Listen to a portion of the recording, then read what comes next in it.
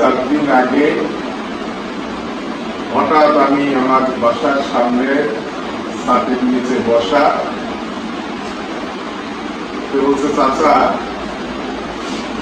আমরা একটু একসাথে আপনার উপস্থিতিতে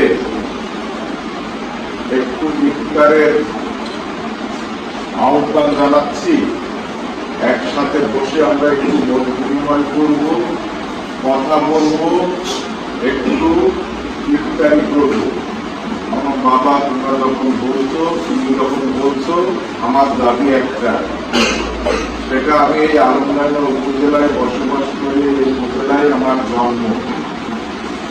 এই আলমডাঙ্গা উপজেলার কলম লেখক যারা আছে, সাংবাদিক বন্ধুরা আছে, ছোট ভাইরা আছে, তাদেরকে যদি সকলকে যদি দাওয়াতটা দিতে পারো, এক জায়গায় মিলন মেলায় উপস্থিত করতে পারো, তাহলে আমি খুশি হব, তোমার সাথে আমি একমত। কখন কোন সময় কিভাবে তোমরা ইফতারিতে করবা, সেই পরিবেশটা তৈরি করো। আমি কাছে শুধুমাত্র মনে হয় মুকুলের সাথে আমার কথা হয়েছে, ফিরোজের সাথে আমার একটু কথা হয়েছে, তাছাড়া মনে হয় কোনো সাংবাদিক ছোট ভাইরা বন্ধুরা কারোর সাথে আমার মনে হয় আর আলিমুল্লার সাথে কথা হয়েছে, তাছাড়া মনে হয় কারোর সাথে আমার কথা হয়নি। ছোট্ট পরিসরে সাংবাদিক বন্ধুদের নিয়ে মেজরিটি সাংবাদিক ভাইরা বন্ধুরা এখানে উপস্থিত হয়েছে। আমি অত্যন্ত খুশি হয়েছি।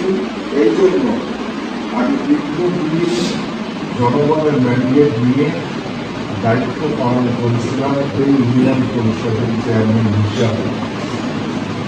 বসে বসে মানুষ কিন্তু